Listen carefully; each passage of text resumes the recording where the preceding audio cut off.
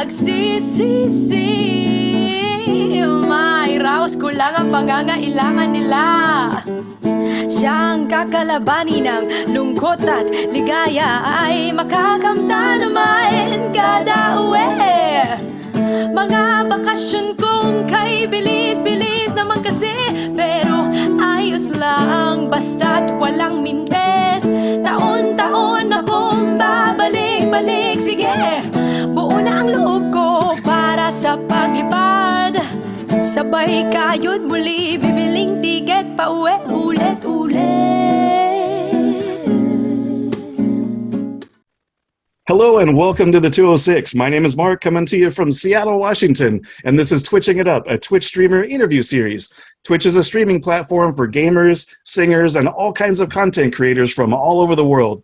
My goal with these interviews is to give some insight into the lives of people who use Twitch as a platform to share their talents and engage with their communities. Today's guest is someone near and dear to my heart. Camille Cortez is an amazingly talented singer and performer, and I am honored to count her among my closest friends. Camille, welcome to the 206. Here you are. Thank you for being here. I am happy to be here. Thanks for having me. Absolutely, my pleasure. Now, Camille, you've been singing and performing live and virtually for years, but let's start with Twitch, since that's why we're here, the Twitching It Up interview series. So how did you discover the platform, and what was it that first attracted you to being a Twitch streamer?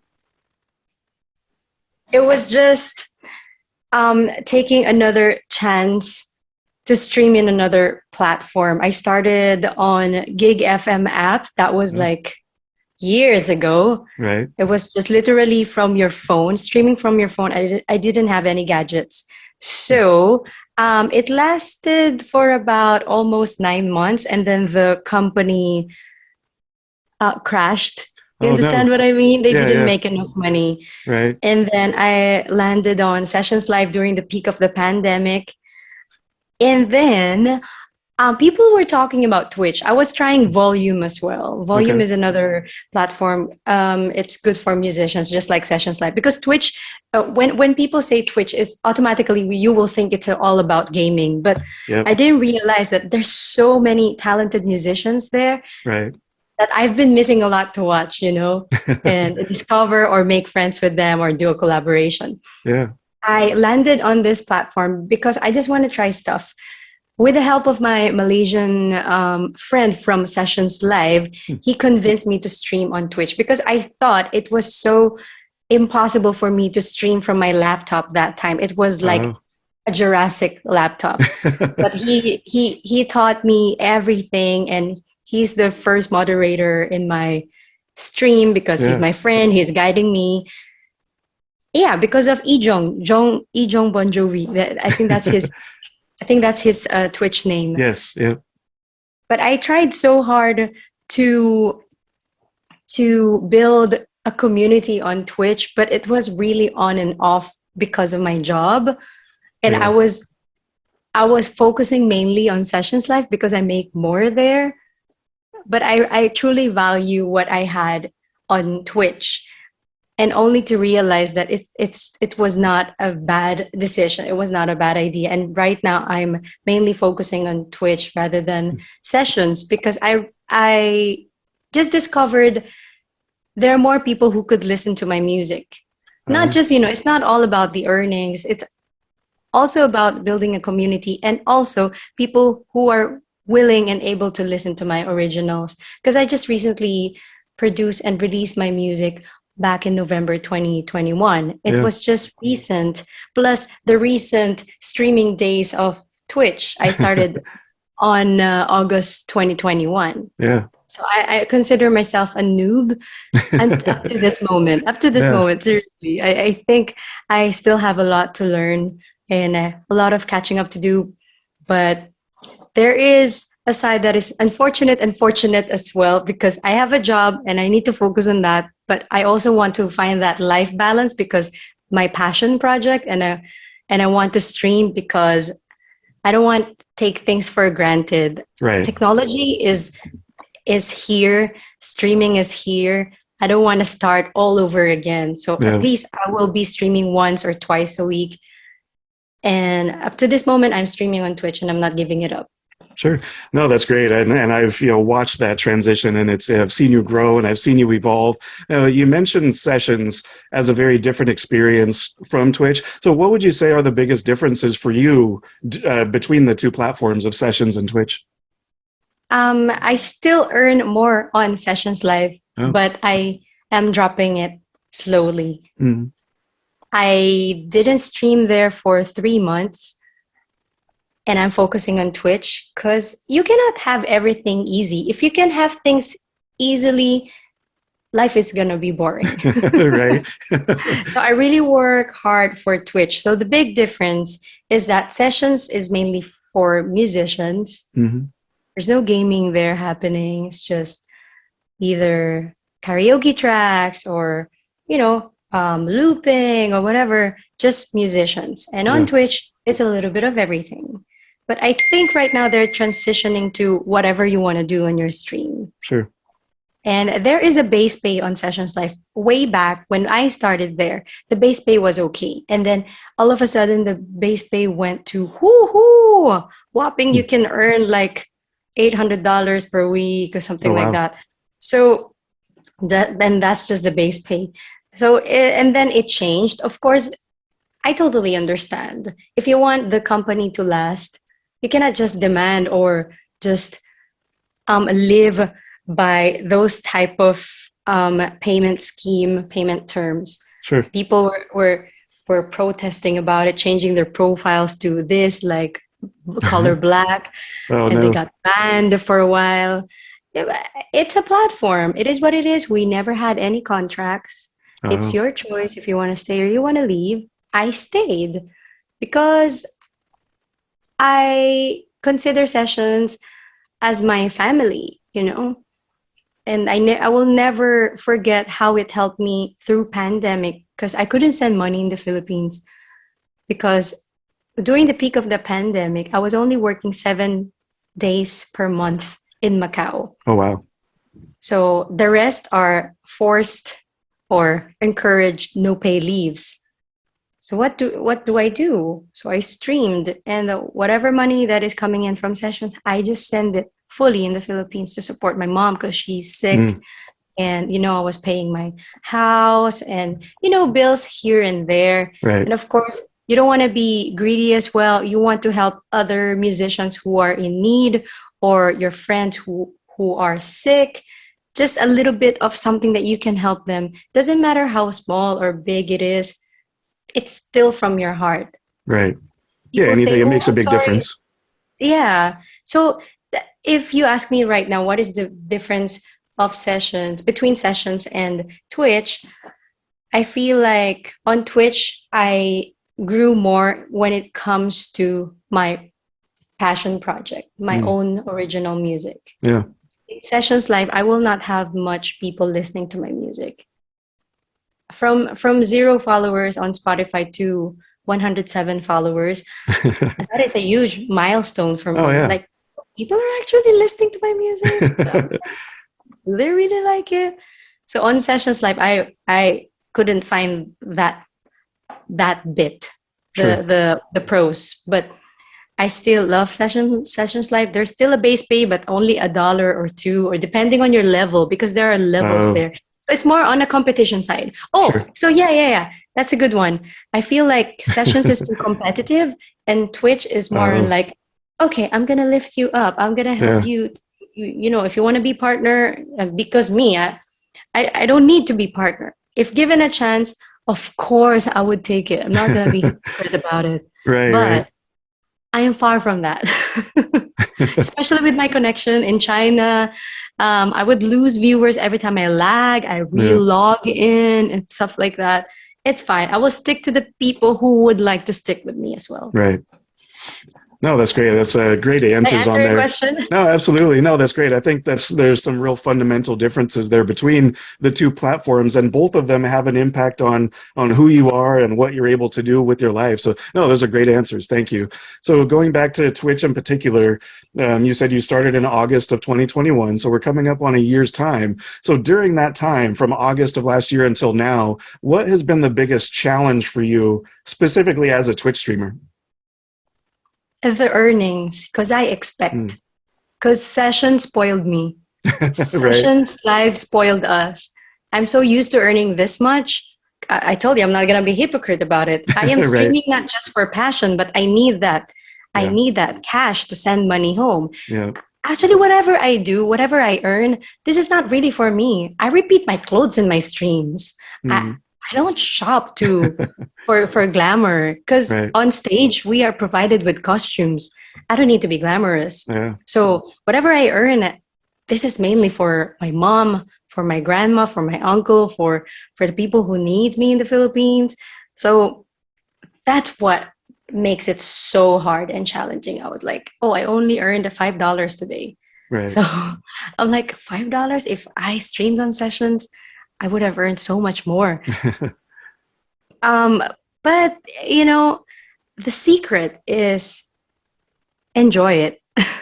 Oh yeah, definitely. No matter what you do, enjoy it and expect less. Because I still have high hopes on Twitch. Yeah. Because there are more people who can watch you. There are more people who can be friends with you and be your follower and have a good relationship with them for a long time. That's what I had in Sessions Live. Until now, up to this very moment, we're still very good friends. We're keeping in touch. We're sending messages to each other. That's what matters most. So the challenge is that viewers, oh my God, I didn't have much. I only had 1 or 0 and I'm the type of person who doesn't want to put pressure on people. Right. That's why Jayne or Yakisoba always teases me like, no pressure, Camille 2021. Like, because no, seriously, I feel like I'm obligating you guys. Like, so please, or sometimes I don't even tell you I'm streaming, even for my moderators, you and the rest. Right. Just come when you're free. If it's from your heart, you want to help, good. But you're not like, hey, I'm streaming at this hour, you gotta be there. So challenges, viewers, earnings, and of course, I tend to compare my streams with others. Like, why do people love them? Like, what should I do? What can I do to make them feel, to make them like me? Yeah. I don't know, but if I try too hard, people will see that too. So I'm always being myself. Let's see if they watch. Let's see if they will see me from suggestions on Twitch. As you grow your followers, and it doesn't matter how much followers you have. Some people got 20,000 followers. Only 100 people would watch them. Right. Which doesn't work like that. Just because you have followers doesn't mean people will watch you. Doesn't mean people will donate. Some people, they only have 50 followers and they get like, 50,000 bits in one stream. No, it doesn't really matter. So challenges is viewers, earnings, and I was comparing myself to others that time. So those are my big three bad stuff that I experienced. But I don't discourage you guys to stop streaming. Rather, be inspired because I'm surviving. Oh yeah, no, absolutely. And you are an inspiration for sticking with it during a lot of different things that you're going through, not just like the things you've talked about, but in your life, there's a lot of different change that's happening, and you managed to be able to stick with it and keep moving forward. And kind of a different side of my last question is, what to you is the most fun thing about streaming on Twitch? Oh, why? You can really personalize your stream. Yeah.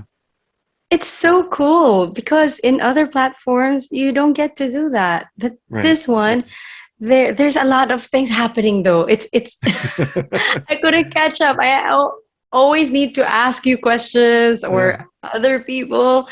There's stream elements, there's streamer song list, there's this and that and that. But it is fun at the same time because you're learning. There's always room for improvement and for learning. The most fun is that, for me, the most fun is that no one's pressuring you to watch each other. Right. Because on Sessions Live, like, I have a competition, you have to watch me here. And no one will watch you if you don't support them. So it doesn't work like that. You don't want to burn out yourself from watching others too. You've been streaming and you've been on screen for what? 4 hours, 5 hours? Because the key on Twitch is to stream longer. Yeah. On Sessions Live, the key is they have money and then just 1 hour stream, you earn a good one. But on Twitch, the secret is the longer you stay, the longer people will stay because people like to hang out. People will listen to your BS. People would listen to you ranting or just trying to clean your table. I don't know. It just, everything is interesting if they like you. Yeah. So to me, the fun part is that people would stick with you if they like you. Right. And it's very authentic. You could really meet genuine people out there who really deeply cares for you. And you're building another family. I'm not saying Sessions is not good. I'm just saying that you're building another family and you can merge your other family from Sessions to Twitch. No, absolutely. And that's a really good point that you bring up too, is just that community aspect of it is one of the things that really keeps me engaged in Twitch, is just that there's, you go from one stream to another and you check in on somebody else and you see some of the same people and there's crossover and it's just like visiting friends and family, and it's just really fun. And you had mentioned a minute ago moderators. So for people that don't know who are watching this video, that a Twitch streamer has 2, 3, 4, 5 people who volunteer to help moderate the stream, and that means keep the streamer safe, so there's nobody coming into the stream trolling around, trolling, making the experience bad. And then also helping with things like streamer song lists, like you mentioned, with stream elements and, just different aspects like that. And you had mentioned that I'm one of your moderators. So, I wanted to make sure people understand exactly what that is. So you touched on briefly about how, you have your career and your different jobs performing live at different, that's kind of your day job, so to speak. And streaming is what you do on top of that. So what would you say? And I suppose there's some obvious differences, but what would you say is the biggest difference for you between performing live at a venue and then performing virtually on a platform like Twitch or Sessions or whatever platform you're on? It's more on the technical stuff because you are your own DJ, you are your own technical team. You got to figure things out how to work, because when you're performing, they're like AV team, they're like light and sound team. Like they make the stage beautiful. You just need to go up there and rehearse and then perform, give the mic back, and that's it. But here you got to mix your own microphone.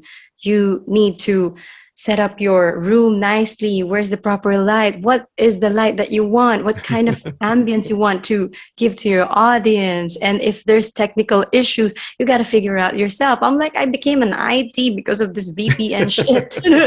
Right. I'm really upset with VPN. It's not, oh my God. I paid for 3 kinds of VPN. Right. So yeah. That is a huge difference. Technical stuff, your own setup, you need to upgrade, you need to invest, because on stage, sometimes singers don't even have their own mics. I mean, I didn't have my own mic. When I was in the Philippines, I had, but I didn't use it so much because some venues, they prefer wireless. I didn't have wireless invested from my own pocket that time because, life is hard in the Philippines. And rather than spending for that, I just pay my bills. Right, yeah. So, it's even if I'm not a mathematician, I'm not a math wizard at all. I'm good with my own bills. I know how to pay them on time. I know what to do with them. I know how to prepare myself. So technical stuff, and the difference as well is that I panic because people are chatting with you. When you're on stage, no one is talking to you. Yeah. So I'm like, when I say, hey, you say, yo, hey, yo, that's how you talk to them. Or you just tell them a story about the song or how you arrived in the venue, or thank you for inviting me here, Governor, blah, blah, blah. But here, I'm like, you gotta give them a shout out, everybody. Like 1, 2, 3, 4. Oh, I missed it. I'm sorry. Apologize. So yeah, that's another difference. And of course, you feel silly if it's your first time. Right. Oh, yeah. I'm like, oh, what am I doing?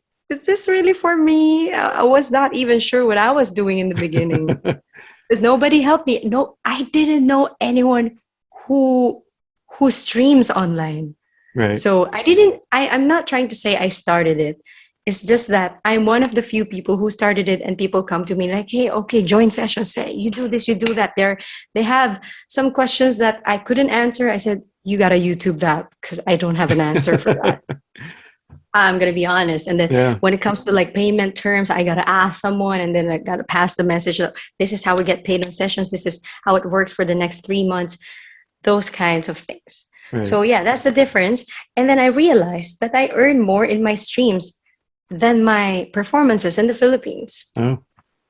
So when I lose my job, I'm not 100% scared to lose it because I have another source of income. Right. But stage performance is different. So I will try to get myself out there as well. But I prefer to work abroad. Sure. I believe I discussed that with you before, that you, as a performer, as an artist, this applies to everyone, not just for a Filipina singer. You will feel that another country will appreciate you more than your own country. Yeah. I redeemed myself abroad. I felt great abroad.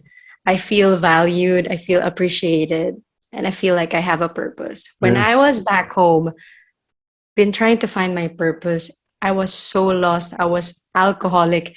I was depressed. Oh, no. It was a hard life.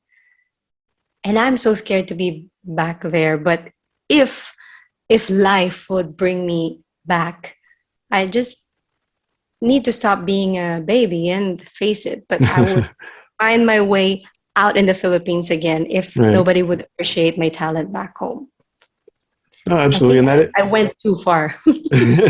No, and you're right, though. That is something that we've talked about, that you found kind of your place outside of the Philippines more so than how you felt comfortable, in the Philippines. So I'm glad that you touched on that, because I think that's an important part of not only who you are as a singer and as an artist and as a streamer, but also just who you are as a performer. And that's a great segue, because I did want to dig into kind of your history as a performer as well. And I know back in your, I don't know, maybe your teenage years, you even were in some different type of the singing competition shows in the Philippines, like, similar to American Idol type shows and stuff like that. So can you talk about that experience of what it was like in the Philippines, being part of that type of competition show and just that whole world? It's just a lot of fakeness, because it's a setup. They need to create drama so they can have their ratings higher. Because during this time, for example, the show is at 7 o'clock, and in another network, it's at 7 o'clock. They will compare the ratings. They need to think of ways how to get people hooked up in your show. Right. So they pretended that this contestant is fighting with this contestant. They just edited it. And the fans were asking, oh, were you fighting? I'm like, what's the next episode? What's going to happen? It's a lot of fakeness. There's a lot of realness behind the scenes too, because it's your family for the next months. You don't know how long the competition will go. Maybe it was like good 6-7 months, I think. It was quite long. And we were not allowed to gig, and gigging is my bread and butter. Without gig, I couldn't earn. So good thing that time I had my ex-boyfriend, who's a control freak, by the way, trying to help me out with my bills and stuff like that. And also my uncle and the government in my town were helping me like promote my stuff, giving me some financial support to print some shirts so I can give to the fans. Oh, wow. It's just a lot of it was a lot of challenge. I learned a lot because I never had a formal voice lessons. My mom used to sing in Japan for 7 years. So of course she taught me. That was a lot of teaching and a lot of patience from her, because I have a big introvert side of me. I'm always scared. I'm always scared to go on stage. We were always fighting because I couldn't go on stage. There's a lot of dramas there. And literally the microphone will shake like this. And it's like I'm going to throw up anytime, and just walk out after a performance because I feel like people were making fun of me to that extent. Yeah. Paranoid. I have issues. Let's just say I have issues. It's normal. We all have our own issues. Right. So that time, the first competition I joined, I was 16. It's called Pinoy Pop Superstar. So there were like 3 rounds in that competition. I went into the first round, and then the second round I lost. And then after a few months, December, I had a call back. Like they're picking some contestants that they think they have potential. Oh. So they picked me. I was still 16. And then I lost again. And then gig. I was studying as well while getting drunk in bars and gigging. Yeah.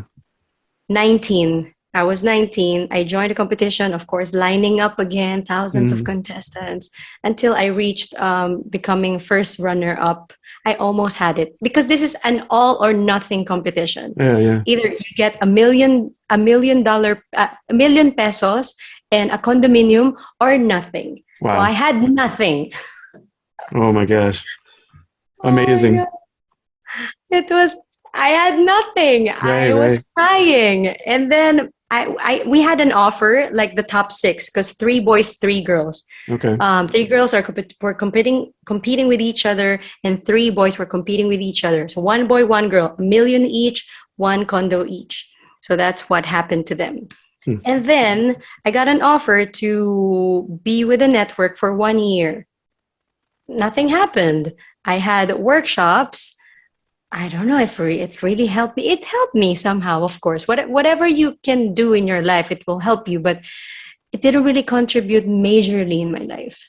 So yeah, not famous. And I had some guestings here and there. Some were not paid, some were paid. And then my road manager was not prioritizing me because they didn't see something in me, and I didn't know how to put my makeup well. Nobody taught me that. Even if we had workshop, that was just a one-time thing. It takes practice to make you look good in your own type of makeup. Because I didn't realize how important it was until I was looking back. When I was in Macau, browsing my photos back in the days, I'm like, oh my God, I look terrible. I understand why they didn't get me. Yeah, so it was a lot of that. And while I was with the network, I was doing my own thing. I was recording some CDs where you can buy in the CD store, recording stores. People don't know that was me.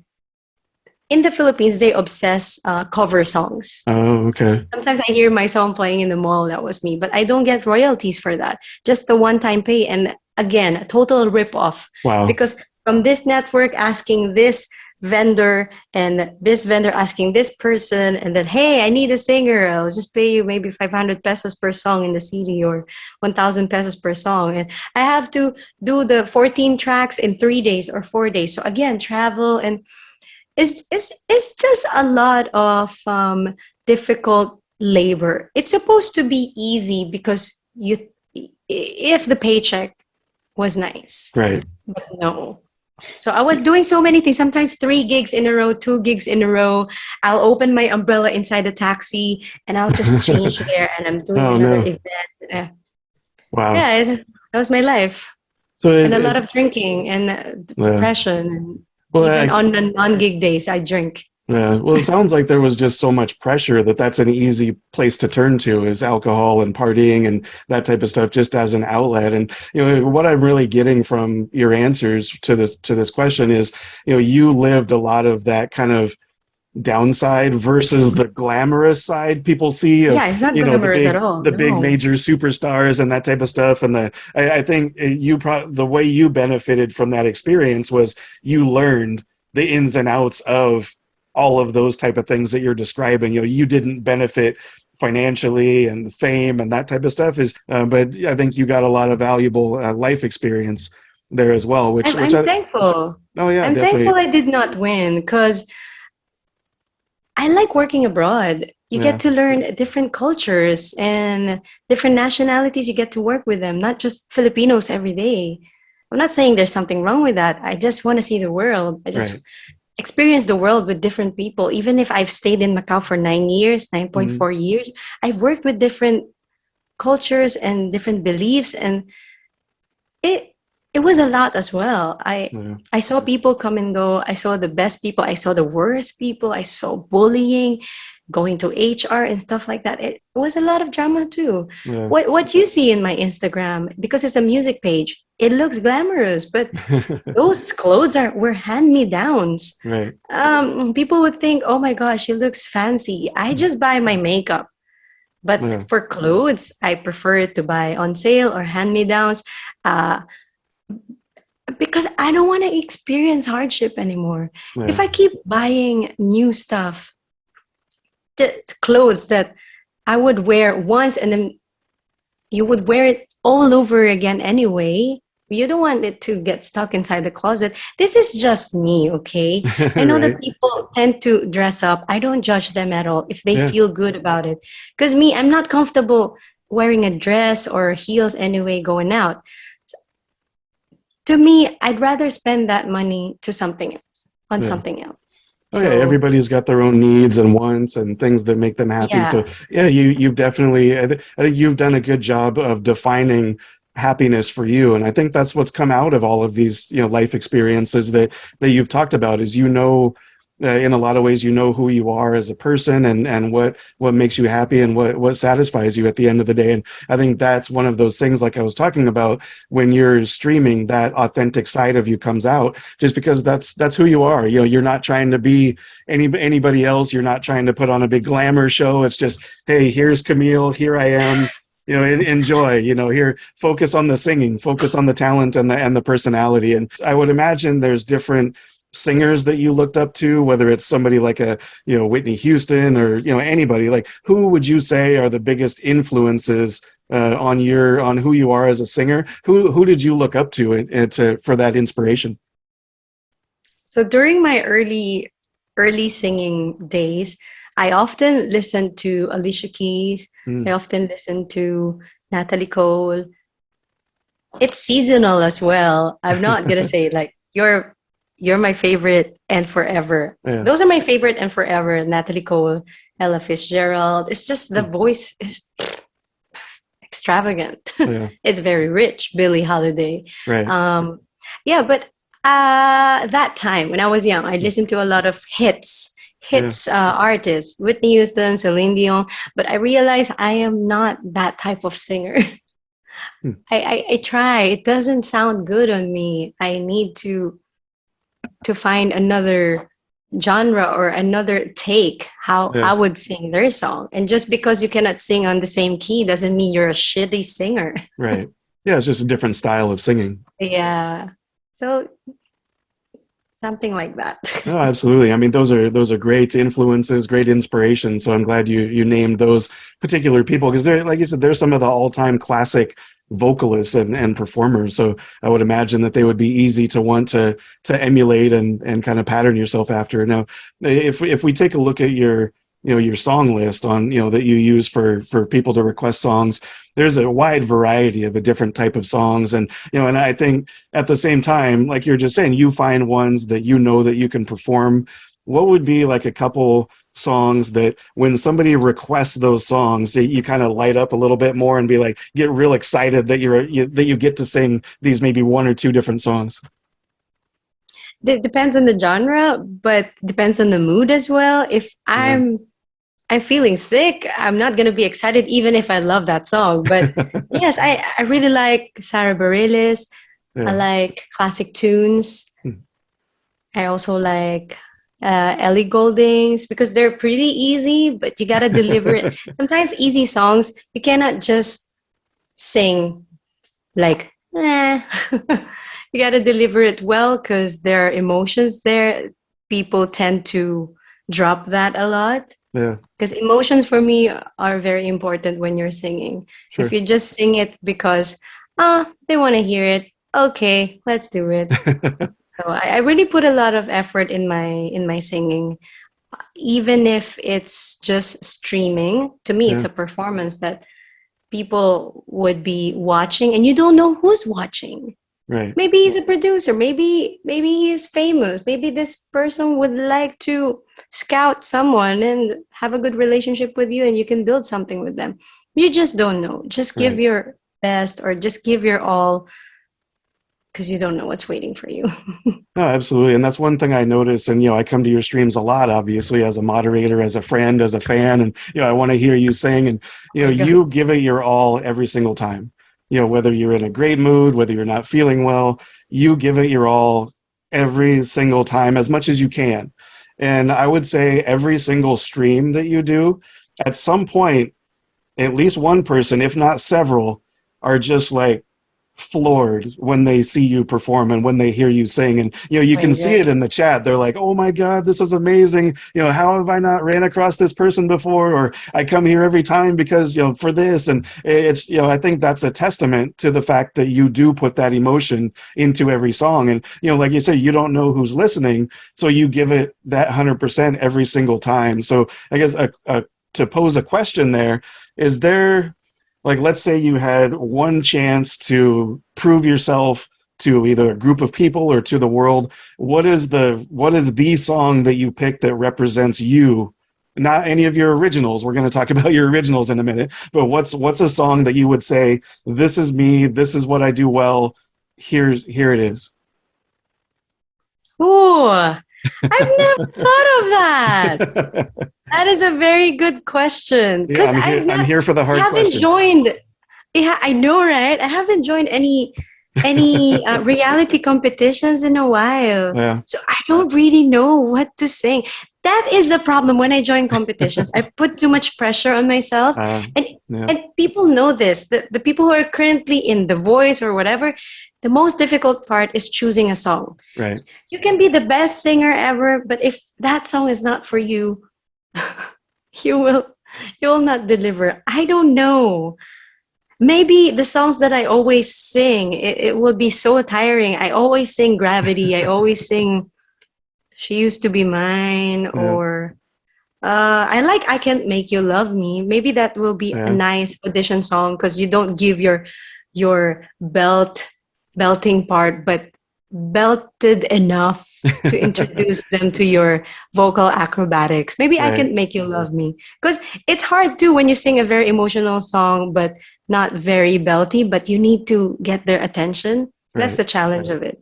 Maybe, I'm not sure. Let's see.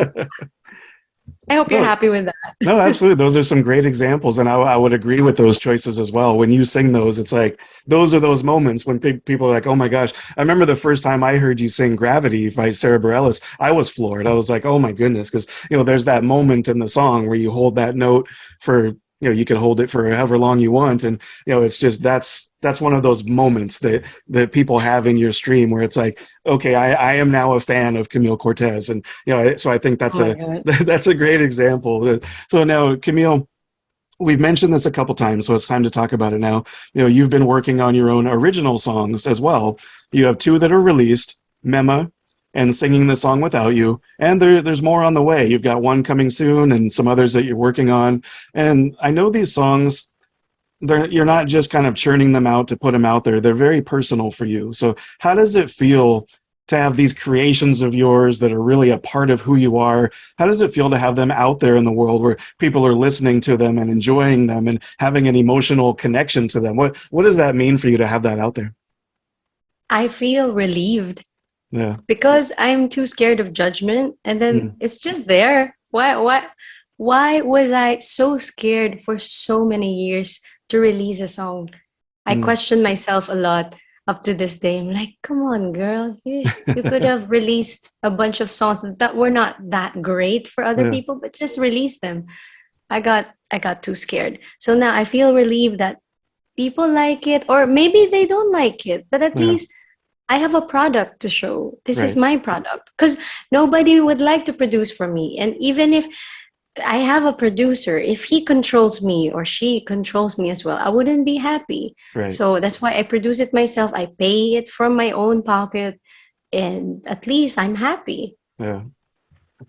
So that's how I feel about it. It is personal, or even if it's not my own experience, whatever I write, for sure somebody will relate to that. Right.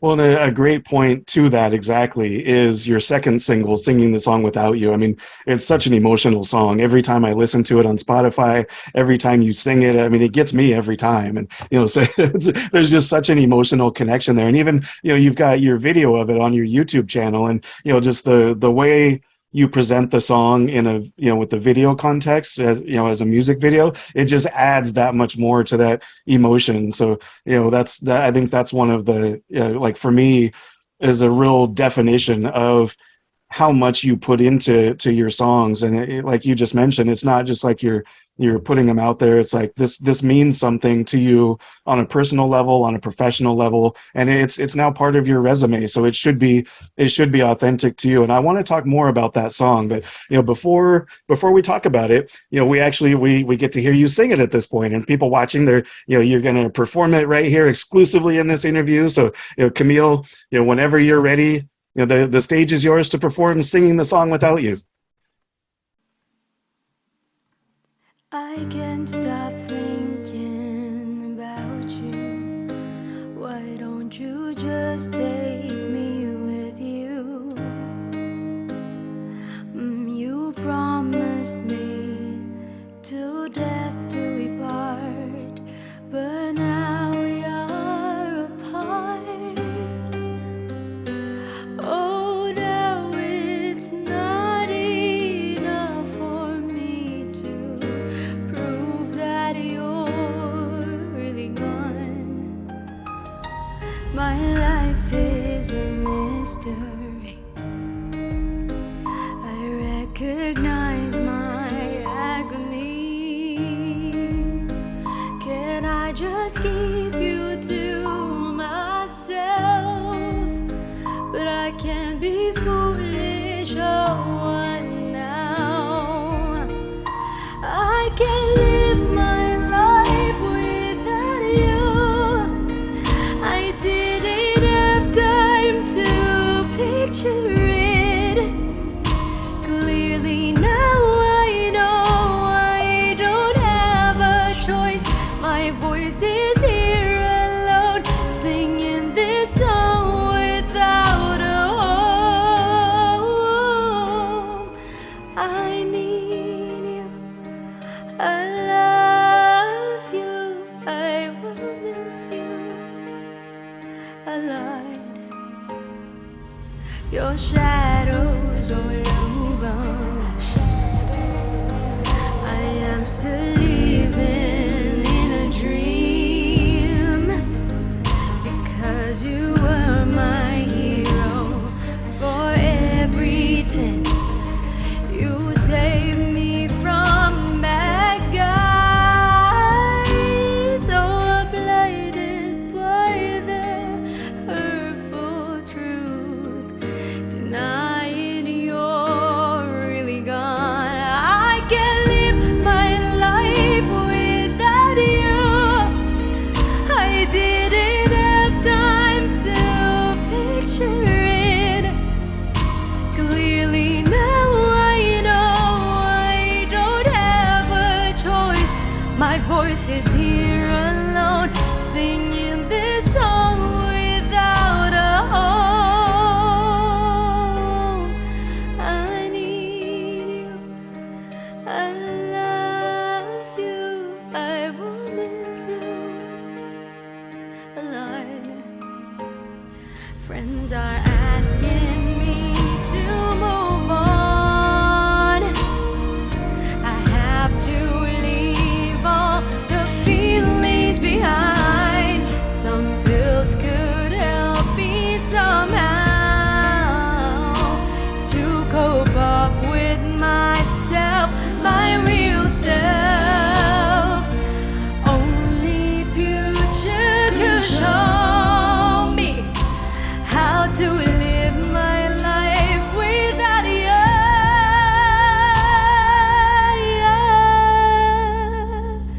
I need you, I love you, I will miss you a lot.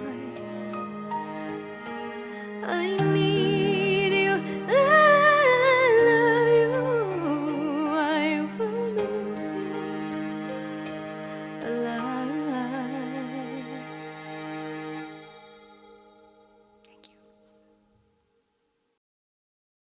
Camille, that was absolutely amazing. Thank you so much for singing that. As you know, I'm so honored that you're willing to give this song into the interview. So just thank you for singing that. And one thing I wanted to ask you about the song in particular, singing the song without you, is the lyrics to the song. They're so powerful, and it's pretty clear there's a story behind them, or maybe multiple stories behind them. So can you explain the idea behind the song and what inspired you to write these lyrics to the song? It was a random day at work. I started writing it on the way to the elevator because I just had an idea. Yeah. I didn't know where it's going. And then I just realized that it's a song about grieving, about grief, about loss, about breaking up with someone, about, just somebody who died as well. Right. Even if that person is still alive, you feel like he died or she died because it's not part of your life anymore. Right. So, and I tried to finish that song. The moment I finished it, I just realized that it's a little bit of everything of my friends' experiences or true to life experiences from what I saw on YouTube or whatever, just bits of everything. And it's true that people tend to rely the bridge part, talking about the bridge part, that some pills could help you move on, or just to try to communicate with yourself by taking some pills, because you feel like you're sober when you take a pill, that's your normal. Because when you take them out, you're losing it. You're crazy. You're anxious. You don't know who you are. Right. Because I have a friend who takes pills, but not the illegal drugs. But this applies to the people as well who takes drugs illegally. So this person, she is taking therapy. She has this regular sessions and also the medicines, because life is hard and mental health is very important. People don't discuss it. If you don't have money, just talk to someone. Right. If you cannot afford to have a therapist in your life, talk to someone whom you can trust, who will not judge you, because people tend to judge and they just think that it's an easy fix. Oh, why don't you just do this? Why don't you? Sometimes you just need an ear to listen. Right. Yeah. Don't need to let them say anything to you. Just listen to me and let me know that I'm not alone. A pat in the back or a heart in the chat. I don't know, something like that. So it's a little bit of everything. And I realized at the end of the songwriting part how heavy the song is. I'm like, will people listen to this? And I just want to give a huge shout out to Gabby. And people will listen because she just recently lost her grandma, her love of her life. That's right. And she told me how relatable my song is. I just need one person to believe in my song. Yeah. That's a huge deal. Yeah. Well, you're absolutely right. And I totally understand your concerns there, getting ready to put it out, because it is pretty heavy material. But I also think, not just, I was going to say, given what the last couple of years has provided to the world with the pandemic and everything, but just life in general is not easy at all. And I think you found a way to really vocalize that and embody all of that pain and depression and angst and anxiety that people have gone through, especially in the last couple of years. So I think there's absolutely a connection there. And you mentioned, in the song, you actually reference, the pills and, taking something to be able to get by. I remember when you debuted the song and debuted the video during your stream, when I heard those lyrics and saw that in the video, to me, that was so heartbreaking because it was so honest. Like, you don't hear that type of lyric in a lot of these, love songs and, songs about, being depressed and that type of stuff. And to me, that really cut to the chase. And that's what really made me connect to it. And I think a lot of people connect to it as well. Is just, again, I'm going to say the same thing again, is just the authenticity of it. And you're just like, here it is. This is life. This is reality. This is what we're all going through. Maybe this song can kind of connect us through those lyrics. And I think you did such a good job with that. So I'm glad that whatever inspired you to do that, I'm glad that your brain, your heart, everything about you, poured out those lyrics and created that song. So, I would just say, fantastic job of creating that. Thank you. I am not really a technical person when it comes to writing. I just write whatever I think. Sometimes maybe the grammar may be wrong, but I check the other songs. The grammars are wrong as well. So everything is valid. It's yours. Nobody will be like a grammar police and like, hey, this is wrong, don't release it. No, absolutely. I think that really shows that it's coming from the heart, that you're not worried about being, technically perfect in those type of ways where you're just like, here's the emotion. And so, no, I think that's a really good point as well. So, we had mentioned, the streams, and again, we're here to talk about you as a Twitch streamer. So I want to kind of bring it back to that world. And you mentioned Gabby, who, is one of your dedicated fans, and, you probably call her a good friend at this point as well. So one of the things for me, and I think for everybody, that really comes across during your streams is how much you care about your viewers. So you always want to know where everyone is from, how they're doing, and you do a great job of keeping people engaged as well. So tell me about the relationship you have with your viewers and what it means to you to have that type of support that you receive in return. It's part of my day. It's definitely part of my day. I care about them. Not just because some of them, they don't donate to me, they don't give bits, but they dedicate their time. Right. How crazy is that? That is the most expensive thing in this world, the time. Right. In America, you charge hourly, right? Yeah. What is your wage? What is the per hour rate? They're giving it to me. And what do I do to that? Like, let's engage. I hope you're entertained. I hope I make you happy. Right. I hope this screen will give you joy in your day, the next 2-3 hours. So it means a lot to me. They're part of me. They're part of my system. Because without those people, I wouldn't think I have a purpose. Yeah. Because this pandemic really smashed into our faces that, hey, you're not a performer. You don't have anywhere to perform. You're on lockdown. You don't have people coming to Macau. You don't have a chance to jam with your friends in the Philippines just to visit them. You don't have this, you don't have that. So definitely a purpose. They gave me a purpose. Oh, that's amazing. I'm glad that you're able to see that and be able to make, like you said, it's a part of who you are and a part of kind of what you've become over this last year as a streamer. So thank you for that. Now, Camille, take a look back at the journey you've been on since you first started streaming on Twitch. You says August of 2021. What's the first thing that comes to mind that gives you a feeling of gratitude?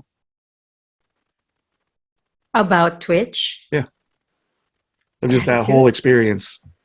Oh, wow. I feel like I'm being valued. Because I always look for validation. Right. Like, I am the type of person who express a lot. I used to have big issues how to explain myself, how to express myself. And when people tell me about how they feel about my streams or how they appreciate my voice, how they like my music or my cover songs, or just my personality, I have a huge gratitude towards the people who express how much they love me, how much they like me. And I needed that. Yeah. I needed to hear it. And I'm not gonna lie, because that's my love language. Yeah. Words of affirmation. I need to hear it. Oh, absolutely. Because I don't see my audience. Yeah. What the heck? I don't have any clue. Do you like what I'm doing or not? So without any comment there, I'm like, guys, are you there? So yeah, the validation. But of course, I totally understand if people are busy, they cannot say that to me all the time. And it's totally fine. I grew as well. That's my huge gratitude part of the stream. Like, it's not always about me. It's also about the people who watch you, what they are going through, and you learn how to listen even more. Because you're always gonna be heard. You're the streamer, but what about the people who are commenting? What their struggles are? You know how hard it is to have someone bringing up stuff that they couldn't open to their own families, but they're saying it in the chat. Yeah. That's what I am grateful for. How they can express themselves. How they can be so real in the chat. So another grateful part that I am seeing since day one on Twitch. They just share. Just share. Sharing is caring. It doesn't matter what kind of sharing it is. Financially, emotionally, words of wisdom, pieces of advice, everything. It's just a lot of sharing happening. Sharing a moment, you know. Right. No, absolutely. And I think you bring up a good point of, we're all looking for validation in some way.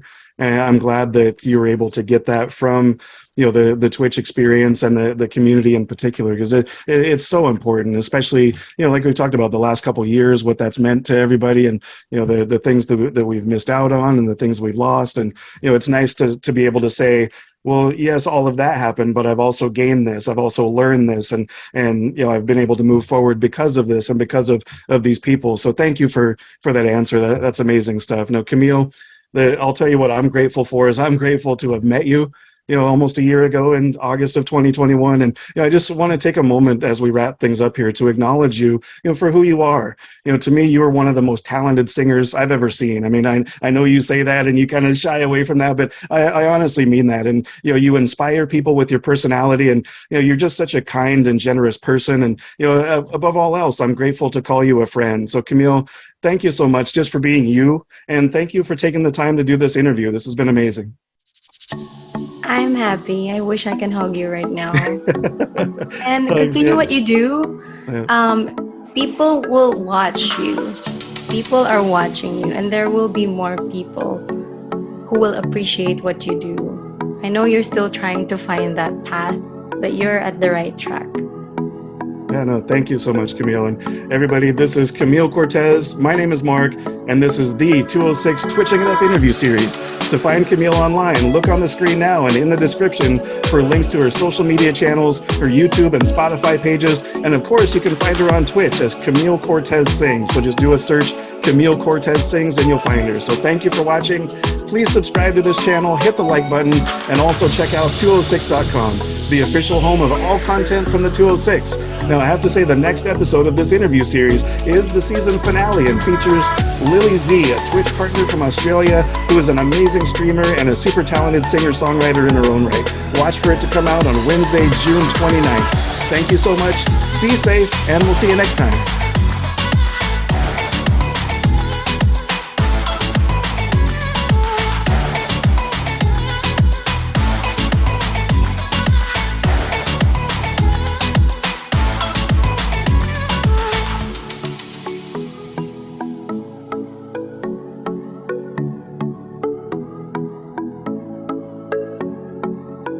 You were born this way. I'm beautiful in my way, 'cause got me on this thing.